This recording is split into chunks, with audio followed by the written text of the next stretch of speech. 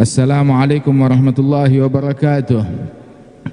Alhamdulillah, kita bersyukur kepada Allah yang menghadirkan kita di majlis yang agung, maulid yang agung, maulid Nabi besar Muhammad sallallahu alaihi wa alihi wasallam. Mudah-mudahan Allah Ta'ala berikan keberkahan di dalam kehadiran kita di majlis yang mulia ini. Dengan berkat majlis maulid Nabi besar Muhammad sallallahu alaihi wasallam, diangkat bala, diangkat musibah, dijauhkan kita dari musibah dunia dan musibah akhirat. Masyi kama majma'il maulid yujalil kurub. Tidak ada yang lebih agung, enggak ada yang lebih ampuh daripada majlis maulid di dalam menolak bala, dalam menolak musibah. Cuma musibah itu ada dua hal. Ada musibah dunia, ada juga musibah akhirat. Kalau musibah dunia semuanya kita ngerti, semuanya kita faham. Musibah dunia, kebanjiran musibah, kebakaran musibah, kehilangan motor musibah, kehilangan handphone musibah, kesandung musibah, penyakit musibah. Musibah dunia kita faham, akan tetapi musibah akhirat kita faham apa enggak? Dan orang yang paling sial, yang paling rugi adalah orang yang hanya sensitif, hanya peka kalau ditimpa musibah dalam urusan dunia dia, akan tetapi sensornya enggak fungsi kalau ditimpa musibah dalam urusan akhiratnya dia. Apa musibah dalam urusan akhirat tersebut? Enggak bangun malam, enggak tahajud, itu musibah. Itu musibah. Itu kalau seandainya kita lagi tidur, tahu-tahu ada anjing masuk ke dalam rumah kita, masuk ke kamar tidur kita, dia kencing. Kencingnya bukan di rumah, bukan di ruang tamu, di kuping tuan rumah. Musibah enggak? Kira-kira seharian sumpek apa enggak kayak begitu? Nabi bilang di dalam hadis tentang orang ketika ditanya, fulan la yaqum illa ba'da tulil fajr, ba'da adzanil fajr, ada orang enggak bangun kecuali setelah azan subuh. Maka Rasulullah menyebutkan, dzak bala syaitan fi udhunih. Orang semacam itu adalah orang yang telinganya dikencingi syaitan. Itu musibah yang sebenarnya seperti itu. Ketinggalan salat jamaah, musibah. Ketinggalan takbiratul ihram bersama imam, musibah. Nabi keluar dari masjid ngelihat ada orang seperti depresi. Ditanya, maluh, kenapa dia? Bilang, ya Rasulullah, orang ini dia taruh untanya di pasar, dia ikat unta dia bagus, diikat terus dia masuk ke pasar menunaikan hajatnya. Pulang tahu-tahu untanya lepas, kabur, hilang. Maka dia depresi, dia stres. Maka Nabi Muhammad mengatakan, adzunnu annahu fatathu at-takbiratul ula ma'al imam. Saya kira dia depresi, dia sedih gara-gara ketinggalan takbiratul ihram bersama imam. Fal fadlu fi takbiratul ihrami bil ishghal aqibal imami. Nabi bilang di dalam hadis, alladzi fatathu salatul asr faka'annama watara ahlahu wa malah. Barang siapa yang ketinggalan telat salat asar, itu seperti orang kena musibah. Musibah apa? Dijarah semua aset hartanya dan diculik anak istri keluarganya semuanya. Ketinggalan salat asar sekali. Dan orang yang kena musibah di akal adalah yang menganggap hal-hal begini bukan musibah, berarti akalnya yang kena musibah, akalnya nggak beres. Termasuk juga kehilangan, dia punya kesempatan hadir majelis kayak begini, dia nggak hadir. Dia punya kesempatan untuk menggunakan siwak, bisa cari siwak di mana aja, tapi dia nggak mencarinya. Handphone mesti ada, motor mesti ada, mobil mesti ada, internet mesti ada, pulsa mesti ada, siwak. Ya akhi, siwak. Begitu, siwak, baca di mana namanya, di Baijuri, di Hasyiah, itu di antara manfaat siwak yang paling agung, ngingetin orang akhir hayatnya dengan kalimat la ilaha illallah. Itu hal yang mesti ada. Yang lain nggak mesti. Harta nggak mesti, tahta nggak mesti, jabatan nggak mesti. Akan tetapi hubungan kita sama Allah Ta'ala itu yang mesti kita bina, itu yang mesti kita perhatikan. Sebab barang siapa yang memprioritaskan Allah, Allah akan prioritaskan dia dalam segala hal. Dalam segala hal, dalam urusan dunia, dalam urusan akhirat bakal diprioritaskan oleh Allah Ta'ala. Tetapi yang menomor duakan, menomor tigakan, menomor sepuluhkan akhirat, maka dia pun juga ditunda hajatnya oleh Allah Subhanahu wa Ta'ala. Bukan hamba yang prioritas. Hamba yang prioritas bukan yang jabatannya banyak, bukan yang hartanya banyak, bukan yang kedudukannya tinggi, bukan yang punya banyak sekian follower, bukan itu prioritas. Tapi hamba prioritas adalah yang memprioritaskan akhirat. Bagaimana memprioritaskan akhirat? Prioritaskan sholat duha, prioritaskan sholat witir, prioritaskan untuk makan minum tangan kanan. Hadir maulid, minumnya tangan kiri. Hadir maulid, minumnya sambil berdiri. Hadir maulid, ini kita hadir maulid bertahun-tahun. Tapi kenapa di rumah kita ada orang perempuan kita, anak gadis kita, ya, anak gadis kita atau saudara perempuan kita masih aja belum pakai kerudung? Kenapa di rumah kita masih aja ada orang salaman dengan yang bukan muhrim? Anak kita jalan sama laki-laki yang bukan muhrimnya, buka-bukaan aurat di handphonenya, hubungan dengan orang, janjian dia jalan buka-bukaan aurat. Bapaknya kemana?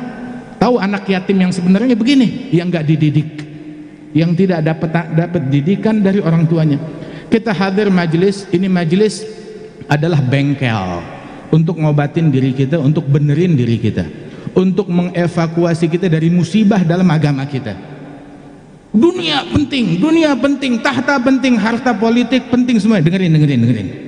Itu disebutkan bahwasanya la yanggus min dunyak illa bigadar ma nagas min dinik. Tidak terjadi kebocoran di dalam perkara duniamu melainkan karena didahului ada kegagalan, ada kebocoran dalam perkara akhiratmu. Sehingga ketika terjadi kebocoran dalam perkara akhirat, berimbas kebocoran dalam perkara dunia. Kalau kita cuma sibuk benahin, oh ini air tumpah, bersihin, air tumpah, ada genangan air, tapi kerannya nggak kita tutup, maka sampai kapan?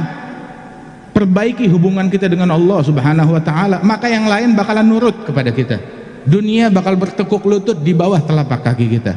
Tapi bagusin hubungan kita dengan Allah Ta'ala.